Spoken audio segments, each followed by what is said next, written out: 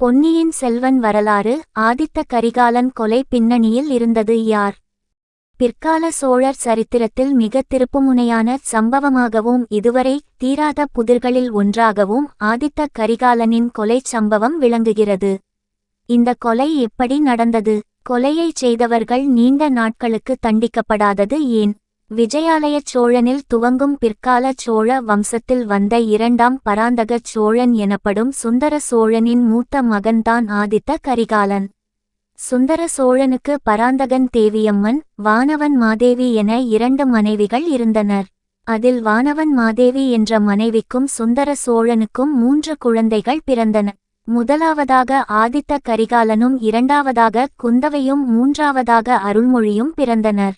சோழ நாட்டு வரிசைப்படி பார்த்தால் சுந்தர சோழன் பட்டத்திற்கு உரியவர் அல்ல. கண்டராதித்த சோழர் இறக்கும்போது அவருடைய மகனான மதுராந்தக உத்தம சோழர் சிறுவனாக இருந்ததால் அவருடைய தம்பியான அரிஞ்சய சோழர் பட்டத்திற்கு வந்தார். அவரும் உடனே இறந்ததால் அவருடைய மகனான சுந்தர சோழர் ஆட்சிக்கு வந்தார்.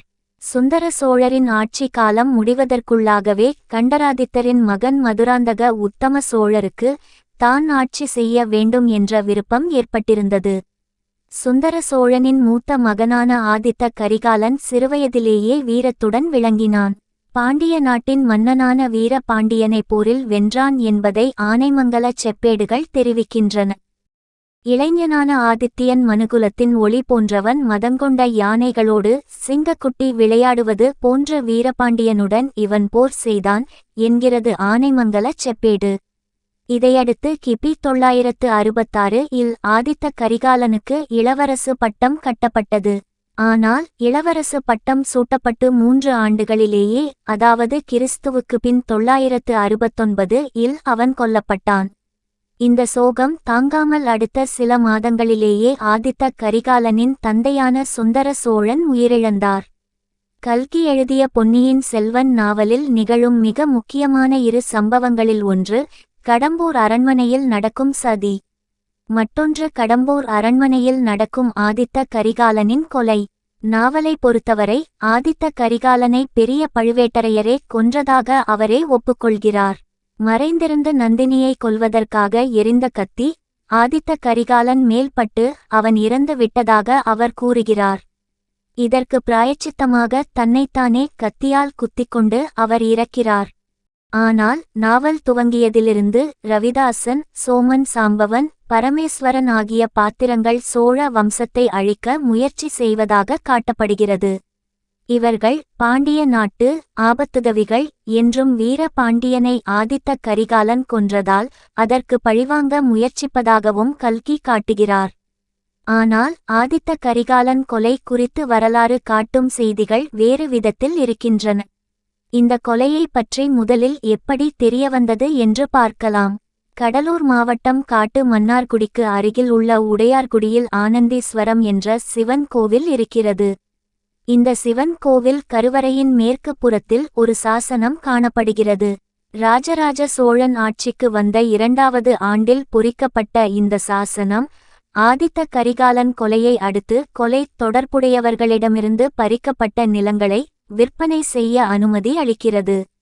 பாண்டியனை தலைகொண்ட கரிகால சோழனை கொன்று துரோகிகளான சோமன், தம்பி ரவிதாசனான பஞ்சவன் பிரம்மாதிராஜனும் இவன் தம்பி பரமேஸ்வரன் ஆன இருமுடிச் சோழ பிரம்மாதிராஜனும் இவர்கள் உடப்பிறந்த மலையனூரானும் இவர்கள் தம்பிமாரும் இவர்கள் மக்களிடும் இவர் பிரமாணிமார் பெற்றாலும் ராமத்தம் பேரப்பன் மாறிடும் இவர்கள் மக்களிடம் இவர்களுக்கு பிள்ளை கொடுத்த மாமன்மாரிடும் தாயோடுட பிறந்த மாமன்மாரிடும் இவர்கள் உடப்பிறந்த பெண்களை வேட்டாரினவும் இவர்கள் மக்களை வேட்டாரினவும் ஆக இவ்வனைவர் முடமை நம் ஆணைக்குரியவாறு கொட்டையூர் பிரம்ம ஸ்ரீராஜனும் புள்ளமங்கலத்து சந்திரசேகர பட்டனையும் பெறத்தந்தோம் என்கிறது இந்த கல்வெட்டின் ஒரு பகுதி.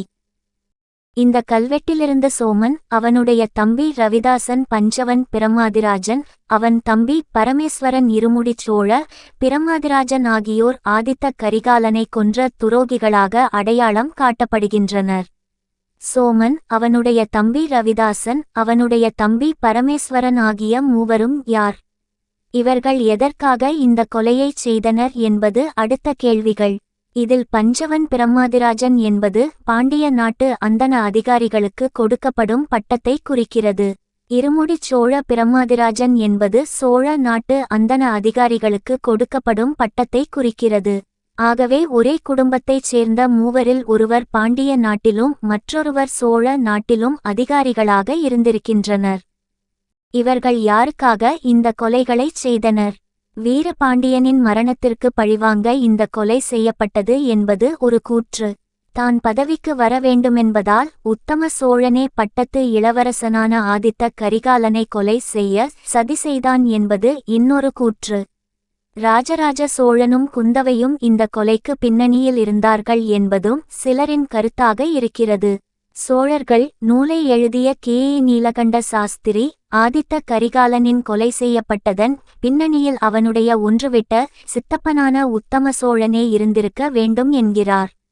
உத்தம சோழனுக்கு இந்த கொலையில் தொடர்பில்லை என்று கூறுவதற்கில்லை. உத்தம சோழனுக்கு அரியணை ஏற வேண்டுமென்ற ஆசை இருந்தது.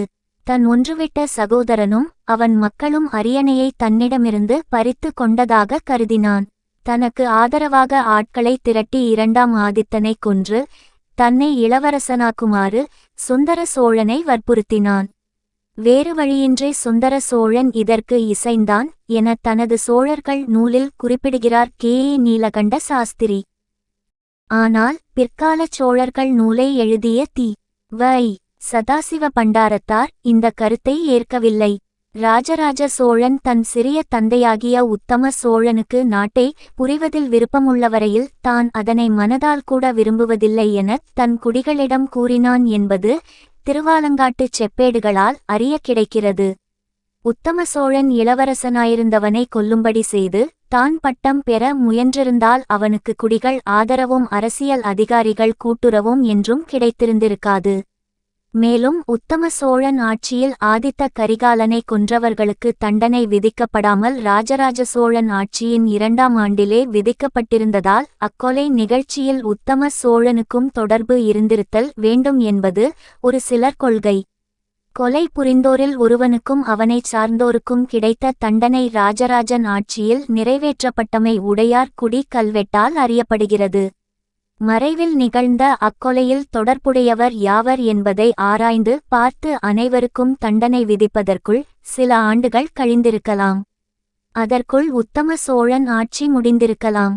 இதனால் எஞ்சியோருக்கு ராஜராஜ சோழன் ஆட்சியில் தண்டனை விதிக்கும்படி நேர்ந்தது இயல்பே. அதற்காக அந்த கொலை பற்றி ஒருவருக்கும் உத்தம சோழன் தண்டனை விதிக்கவில்லை என்று எத்தகைய ஆதாரமும் இன்றி எவ்வாறு கூற முடியும் என கேள்வி எழுப்புகிறார் சதாசிவ பண்டாரத்தார். 1971ஆம் ஆண்டு வெளிவந்த சென்னை விவேகானந்தா கல்லூரி மலரில் வி. சீனிவாசன் என்பவர் எழுதிய இராஜராஜ சோழன் பற்றிய கட்டுரை ஒன்றில் ஆதித்த கரிகாலன் கொலையின் பின்புலத்தில் செயல்பட்டவர்கள் அருண்மொழியும் அவனது தமக்கை குந்தவையும்தான் என்று கூறியிருப்பதை குடவாயில் பாலசுப்பிரமணியம் வேறொரு கட்டுரை ஒன்றில் சுட்டிக்காட்டுகிறார். உடையார்குடி கல்வெட்டு ஒரு மீள்பார்வை என்ற அந்த கட்டுரையில் ஆதித்த கரிகாலன் தொடர்பாக பல்வேறு முடிவுகளை முன்வைக்கிறார் குடவாயில் பாலசுப்பிரமணியம். ஆதித்த கரிகாலனின் கொலைக்குரிய திட்டம் பாண்டிய நாட்டிலேயே உருவானது என்பது திண்ணம். எசாலத்தில் வெளிப்பட்ட முதலாம் இராஜேந்திர சோழனின் செப்பேட்டு தொகுதியில் ஆதித்த கரிகாலன் பாண்டியனின் தலையை கொய்து ஒரு கழியில் சொருகி தஞ்சாவூர் அரண்மனை வாயிலில் நட்டு வைத்தான் என்று கூறுகிறது.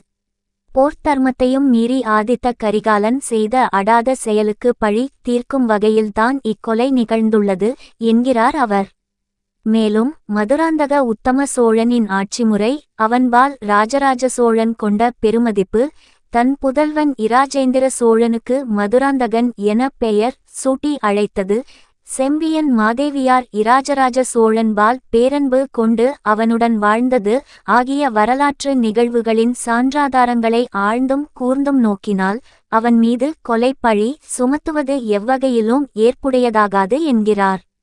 மேலும் உடையார்குடி கல்வெட்டை மட்டும் எடுத்துக்கொண்டு ஆதித்த கரிகாலன் கொலை தொடர்பான எல்லா முடிவுகளுக்கும் வர முடியாது என்றும் தன் கட்டுரையில் குறிப்பிடுகிறார் பாலசுப்பிரமணியன். உடையார்குடி கல்வெட்டுச் சாசனம் என்பது ஆதித்த கரிகாலனை கொலை செய்தவர்கள் யாவர் என்பதை ஒரு வரியில் கூறும் ஒரு கல்வெட்டு என்றே அக்கொலை பற்றிய பிற செய்திகளையோ அல்லது அவர்களுக்கு கொடுக்க பெற்ற தண்டனை பற்றியோ விவரிக்கும் சாசனமாகாது என்கிறார் அவர்.